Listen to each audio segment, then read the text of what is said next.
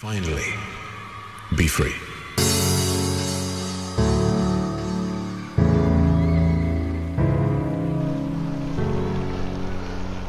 Ja, servus zurück an diesem wunderschönen sonnigen Novembertag, Mitte November 2024.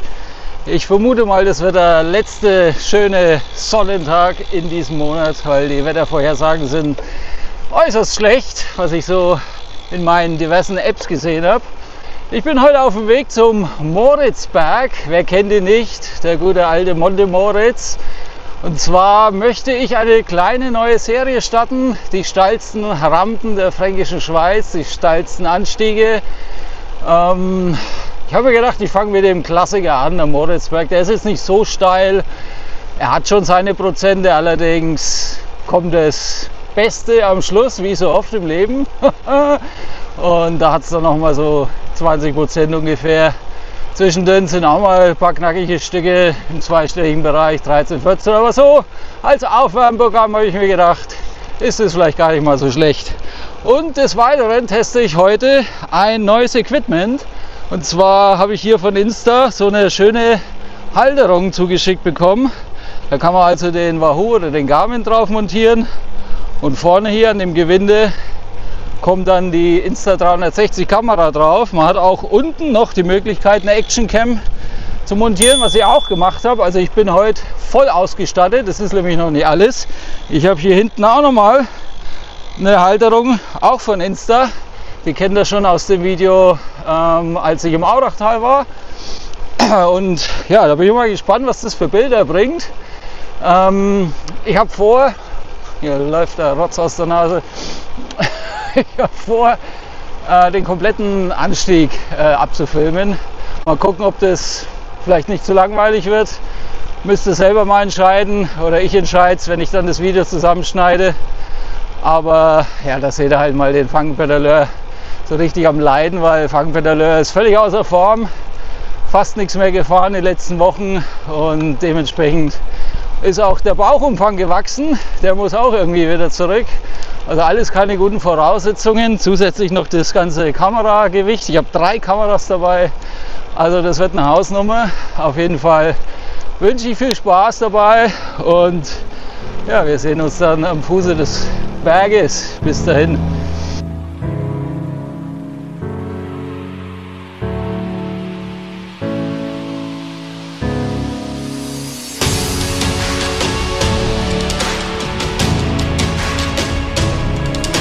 Hier Moritzberg voraus, das ist er, das ist das gute Stück, das Objekt der Begierde, unser Goldstück. Und wir müssen jetzt noch hier ein bisschen den Radweg entlang. Die Locals kennen das natürlich, das ist eine beliebte Ballerstrecke in beide Richtungen, da geht es Katzenrad entlang und da kann man es mal so richtig krachen lassen, vor allem wenn der Wind noch gut steht. Und dann kommen wir nach Diebersdorf. Und ja, da geht es dann langsam los, da geht es dann links rein. Und wenn ich dann dort bin, melde ich mich nochmal. Aber so seht ihr schon mal den guten alten Monte Moritz von der Ferne. Später dann von oben. Aber da sieht man nicht viel, da steht man mitten im Wald. Aber man sieht einen Biergarten, der ist auch recht schön. Und der Aussichtsturm. Kommt alles noch.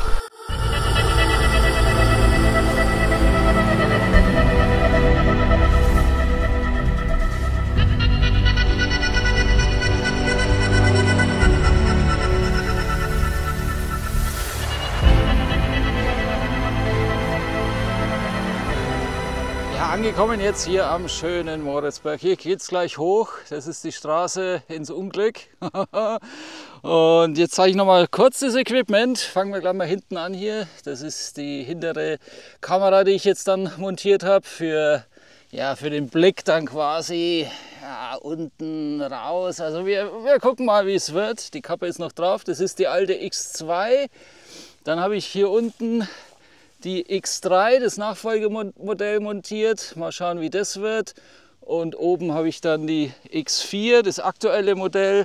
Ich werde alle Aufnahmen in 360-Grad-Modus einstellen und aufzeichnen.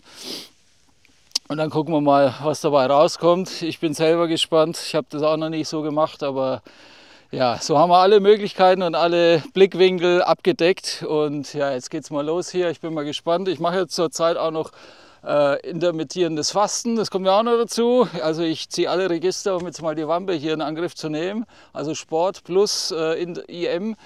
Und ich habe das Ganze aber noch ein bisschen verschärft, indem ich 18 Stunden lang nichts esse. Normalerweise geht es ja 16 Stunden lang und dann 8 Stunden essen und dann wieder 16 Stunden fasten. Ich mache das auf 18 Stunden.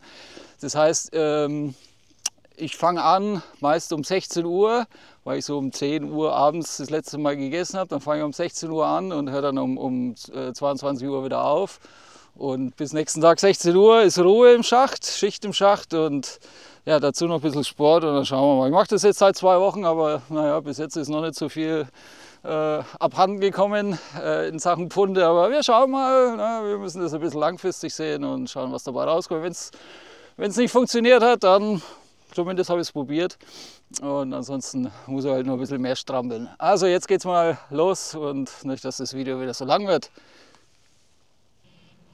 Ja, kurze Rückmeldung nochmal. Ich sehe gerade, dass die untere Kamera sich nicht einschalten lässt. Also auf die Aufnahme müssen wir verzichten. Vielleicht ist der Akku leer. Ich dachte eigentlich jetzt geladen. Ich habe eigentlich alle geladen, aber naja, ich bin ja auch schon ein bisschen älter und verwirrt und kann sein, ja, dass ich das irgendwie übersehen habe. Also es gibt da nur 2 Perspektiven, aber naja.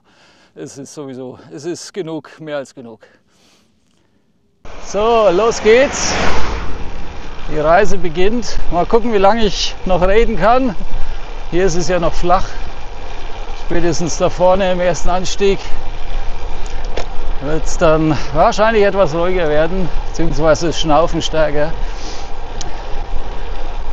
Aber mal sehen, mal gucken, wie es so läuft.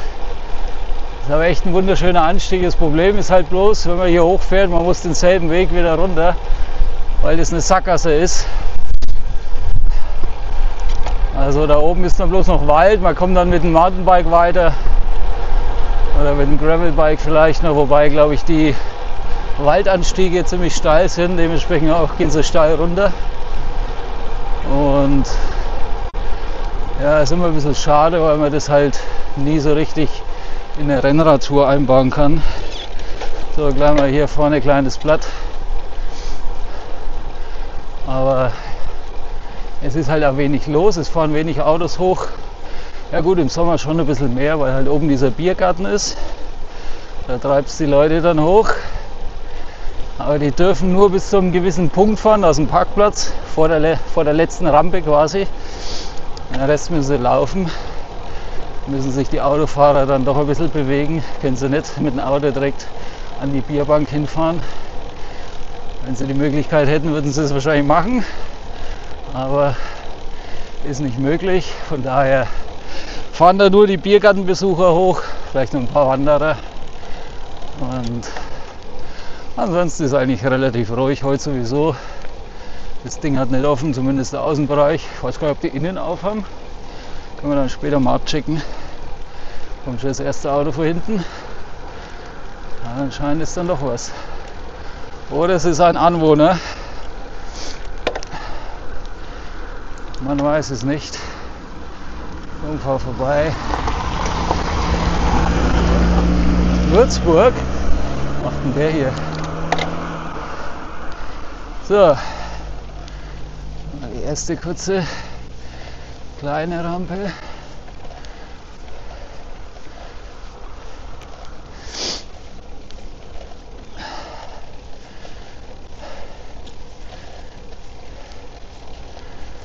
Man hat wunderschöne Aussichten auch von hier. Ich hoffe, dass die Kamera das dann irgendwie einfängt. Ansonsten zeige ich es nochmal, wenn ich runterfahre. Filme ich nochmal. Also nicht die Abfahrt, aber die Aussicht. Ja, obwohl ein kleines Abfahrtsvideo könnten wir auch machen. So. Hier wird es dann schon ein bisschen knackiger. 11% sagt der Wahoo. Rot. Aus Rot. Also das sind definitiv keine Anwohner. Das Ding oben doch offen. Ja, wir checken das dann mal ab. Also ich werde jetzt heute hier keine Rekorde brechen. Jetzt rutscht mir auch noch der Beinling. Mensch, so meine Strapse rutschen. Oh. Alter, nein. Sieht man jetzt hoffentlich auf der Kamera hinten, wie ich hier auch noch kleidungstechnisch mich zurechtdrücken muss. Unfassbar. Ach, ist mir jetzt egal. Wird sich anders sorgen. Puls schon bei 155. Eieiei. 11% noch.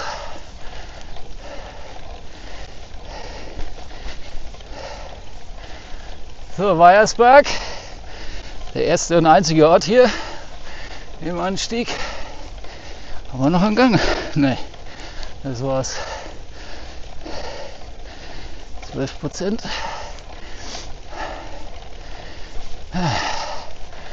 Erst einmal kurzes, flacheres Stück. Doch, der Typ hier, roter Kennzeichen, war das der? Und der hier. Na gut, heutzutage die Kennzeichen, die kann man ja mitnehmen. Lässt sich nicht sehen, ob der wirklich in Rot wohnt. So, hier nochmal kurz hoch. Dann geht es rechts um die Kurve. Und dann nochmal links und dann kommt mal ein längeres gerades Stück, was dann auch ein bisschen eklig ist. Hier ist der Schildmoritzberg. Da müssen wir rechts nicht geradeaus fahren.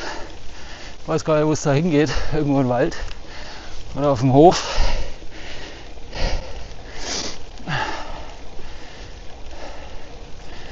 Ja, das im November. Völlig außer Form. So, hier kommt die eklige erste Kurve.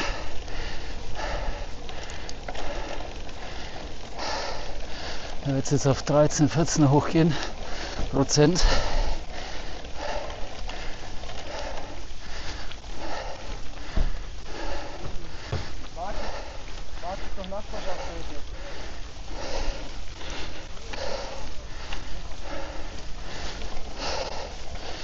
Ja, 13 sagt er. Aber wird noch mehr werden.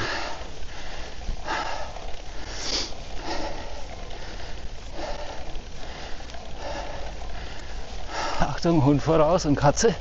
2 Hunde haben die Katze schon entdeckt. Da lief gerade eine hier links rein ins Grundstück. Da ist er. Guckt schon. Jagdinstinkt ausgelöst. Ja. Hallo.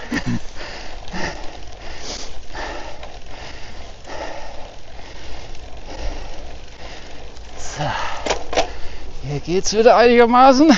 8%. Ist ja lächerlich. Ja, der ganze Anstieg hat, was hat der? 200 Höhenmeter, 220 glaube ich, aus dem Gedächtnis raus. 215 zu 20.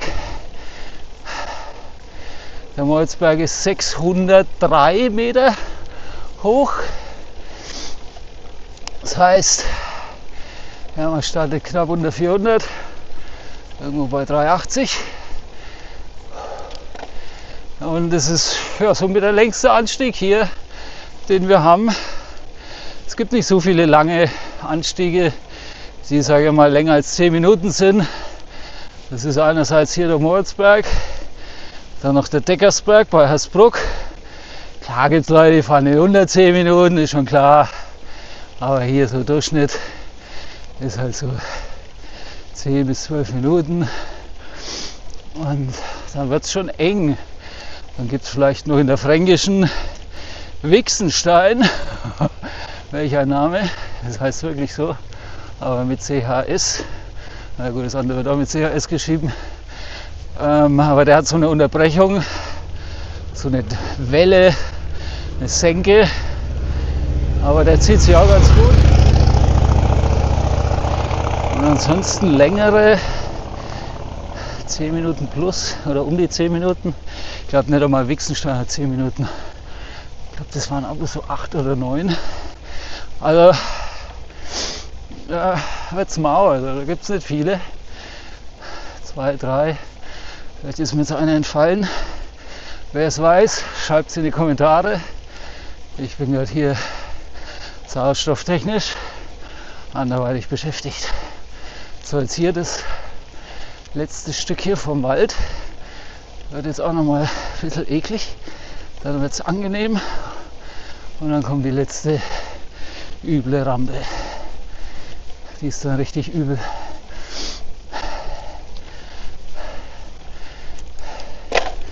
Oh, ich habe sogar noch einen Gang gehabt. So, hier sind wir schon bei 12%. 12,5.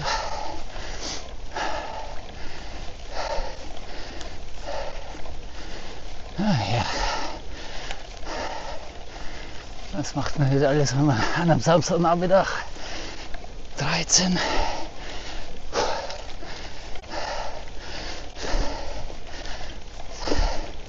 Aber Hut zeigt es gleich rot an.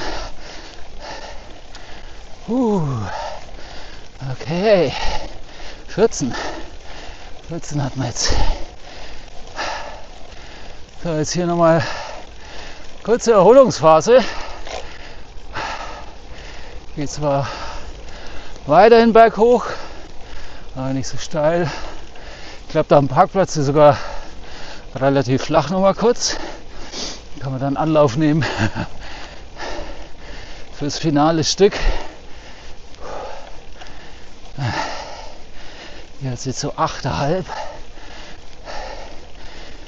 9, 9,5. Fühlt sich relativ entspannt an, wenn man vorher im zweistelligen Bereich war. Ja, hoffentlich nimmt alles auf hier. Aus den verschiedenen Angles, Winkeln. Es ärgert mich jetzt, dass die andere vorne nicht ging, aber die hat eh diesen Linsenschutz drauf. Und ich glaube, das ist ein bisschen ein Staubfänger. Da wäre vielleicht das Bild gar nicht so gut geworden. Da müsste man die Kappen wegtun. Das bringt nichts. Wir machen das Bild eher noch schlechter. So, hier wird es flach. Das sind die besagten Parkplätze. Hier dürfen die Leute noch herfahren, parken. Hier schon Schild, 200 Meter Sense aus der Würzburger. Ja, bin mal gespannt. Ja, vielleicht haben sie ja außerplanmäßig offen heute, weil Sonne scheint. Weiß man nie. Da strömen die Leute ja gleich raus. Und vielleicht spekulieren sie drauf, dass er oben aufhat. Wandern einfach mal hin und gucken. Dementsprechend spekuliert vielleicht auch der Wirt andersrum, dass Leute vielleicht dann sich zu ihm verirren. Hier ist Getränkekarte, Essenskarte, was auch immer. Zumindest sah es danach aus. So, das ist es. Das ist jetzt nochmal kurz das Vorgeplänkel zur eigentlichen Rampe. Hier sind wir nur bei 8,5. Ich sehe es ein bisschen schlecht, aber irgendwas 8, irgendwas. So, da vorne, links rum und dann rechts rum und dann können wir eine Kerze in der Kirche anzünden. Oh.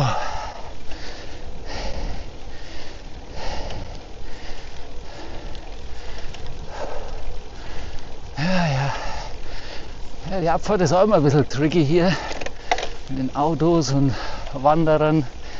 Es ist ja sogar verboten, mit dem Fahrrad von oben runter zu fahren. Da steht seit ein paar Jahren so ein Schild oben, wo ich mich dann frage, ja, aber wenn ich jetzt mit dem Rad hochfahre, was erlaubt ist, wie soll ich da runter? Soll ich dann laufen? Aber hat bis jetzt jeder ignoriert und wer kontrolliert es schon? Aber habt halt ein Schild mehr. Wir haben so wenig. So, Achtung. Jetzt mal Ruhe und Concentration. Wir sind schon bei 13. Okay, jetzt geht's los hier.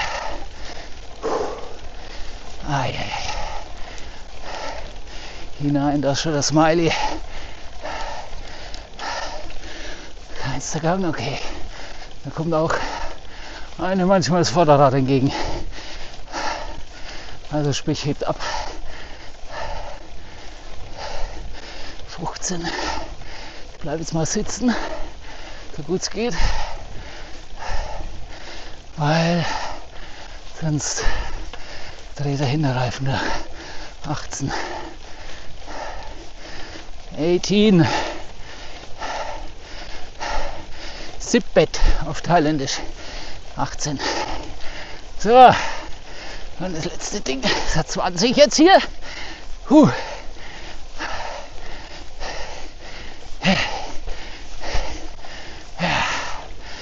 Okay. Und jetzt noch eine kleine Welle am Schluss, aber die ist nicht der Rede wert. Da vorne. Und dann haben wir es.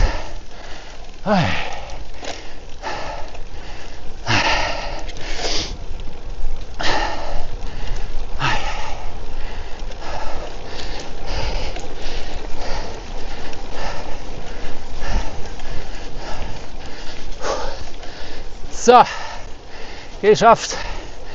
Hier ist der Schildmoritzberg. Da ist der Turm. Wie heißt der nochmal? Ich vergessen. Ich wusste es mal. Ich glaube, da kann man auch hoch. Und der Biergarten. Wir gucken mal. Ja, so ein kleines Märchenschlösschen oder Kirche. Was ist das hier? Kirche, glaube ich. Schaut ein bisschen märchenhaft aus hier. Biergarten zu. Ja, da sitzt einer. Doch, da sitzen wir hier drauf. Schau an. Wie interessant.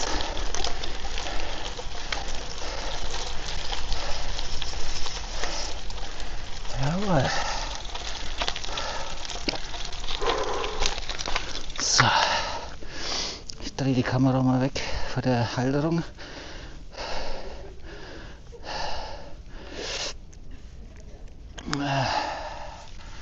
Das ist der Turm, die Kapelle und der Dreck hier. Da möchte ich jetzt nicht unbedingt durch. Ja, und das ist hier das Wirtshaus. Die haben hier sogar einen kleinen, ja, wie so ein Sommergarten oder Wintergarten, besser gesagt, Gewächshaus. Interessant. Kann man sie reinsetzen. Okay, dann machst du das jetzt erstmal vom Anstieg. Ich fahre wieder runter und melde mich dann gleich nochmal.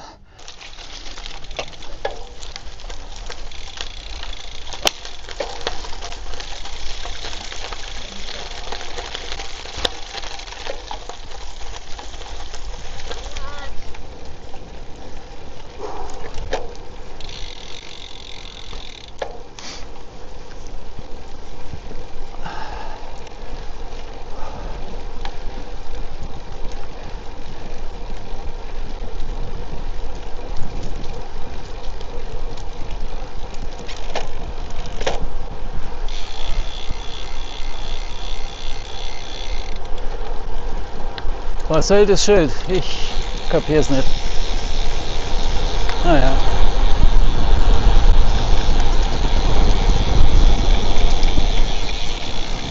Abfahrt mal ein bisschen langsamer hier, weil es ist Herbst und wir haben hier Laub und feuchte Straßen. Und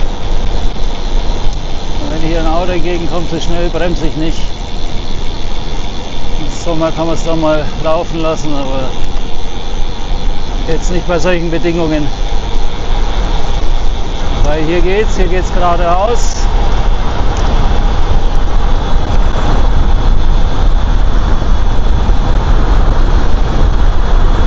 Vorbei am Parkplatz.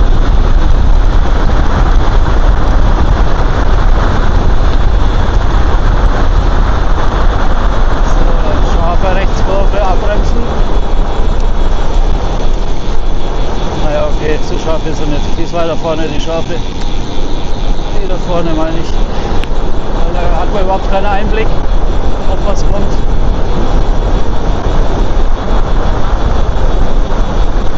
Zum Herbst vielleicht sogar noch ein bisschen mehr, weil die Bäume nackig sind. So, hier schöner Ausblick. Hier habe ich schon mal ein Video gedreht.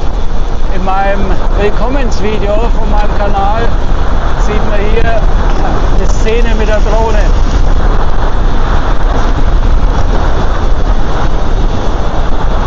Achtung, Spaziergänger. Die checken auch immer erst, dass man kommt, weil es direkt vor ihnen ist. Schauen immer bloß 10 Meter vor. So, jetzt sind wir schon wieder in Weiersberg. Die Sonne scheint immer noch, herrlich.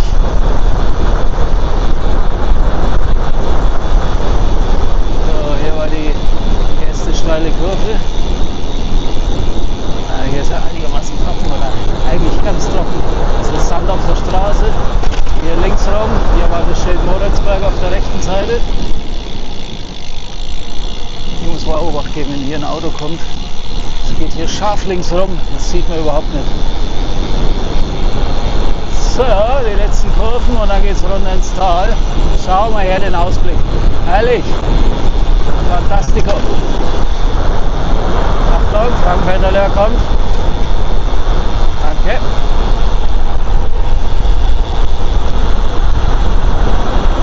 Oh yeah. Naja, wir kann man es dann gar laufen lassen.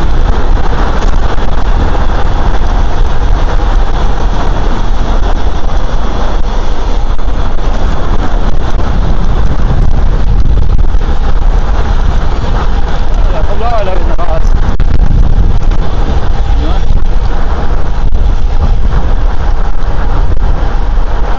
Mountainbike.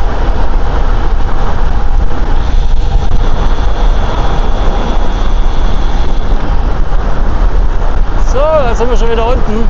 So schnell geht es. Wenn es nach hoch so schnell gehen würde.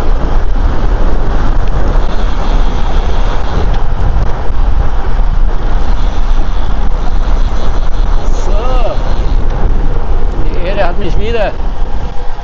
Nochmal letzter Blick hier hoch. Ah, ist schon schön, ne? Mit den grünen Wiesen und wenn die Sonne scheint. Schon herrlich.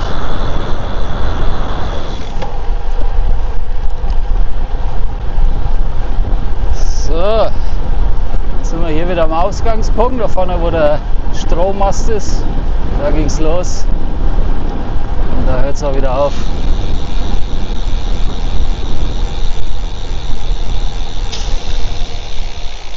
Tschack. Ja, dann war es das hier vom Aufstieg zum Moritzberg. Hinter mir ist er. Habe ich jetzt mal hier diese Halterung getestet. Ich bin mal gespannt, wie so der Winkel ist, aber ich wollte eigentlich hier vorne noch so eine Verlängerung anbauen, um dann die Kamera ein bisschen nach oben zu richten. Ich habe so ein Verlängerungsteil von Insta, von früheren Lieferungen, aber ich habe dieses Adapterstück nicht. Also ich habe kein Verbindungsstück, um das hier an dieses Schraubgewinde dran zu machen. Da fehlt mir irgendwie was. Ich weiß gar nicht, ob es da was gibt. Doch, da gibt es glaube ich was. Doch, da gibt es was. Ja, das habe ich jetzt aber, ich habe das sogar, ja, aber ich habe das auf die Schnelle jetzt nicht gefunden. Egal, es muss jetzt so reichen. Das hat ja auch nicht jeder, der sich das bestellt, sondern das habe ja nur ich aus einer anderen Lieferung. Von daher gehört es da eigentlich gar nicht mehr dazu. Also wie gesagt, das wird dann hier an den Vorbau angeschraubt mit Verlängerungsschrauben. Ist alles mit dabei und so Verlängerungshülsen. Dann hier diese Vorrichtung für eine GoPro oder was auch immer und vorne hier für die Insta. Ja, ist eine smarte Lösung. Man hat hier auch verschiedene Adapter für den Tacho, für Wahoo oder Garmin oder was auch immer. Das sind dann diese Teller zum Anschrauben, diese, ihr wisst, was ich meine, diese Halterung, wo es dann reingedreht wird, dieses Plastikteil, dieser Plastikteller. Und mehr gibt es eigentlich dazu nicht zu sagen. Wer Interesse dran hat, wer eine Insta hat, kann sich das gerne mal angucken und bestellen. Der Link ist unter dem Video. Und von daher, ja, gibt es weiter nichts zu sagen, außer Dankeschön fürs Zusehen. Wir sehen uns beim nächsten Video. Schreibt mir mal noch rein, ob euch so ein Format hier gefällt. Wollt ihr mehr solche Qualvideos sehen? Wollt ihr die ganzen fränkischen Rampen mal in der Serie sehen, so nach und nach, vielleicht jetzt nicht hintereinander, aber immer mal wieder? Dann schreibt es mir in die Kommentare und ja, dann wünsche ich noch einen schönen restlichen November. Hier scheint die Sonne.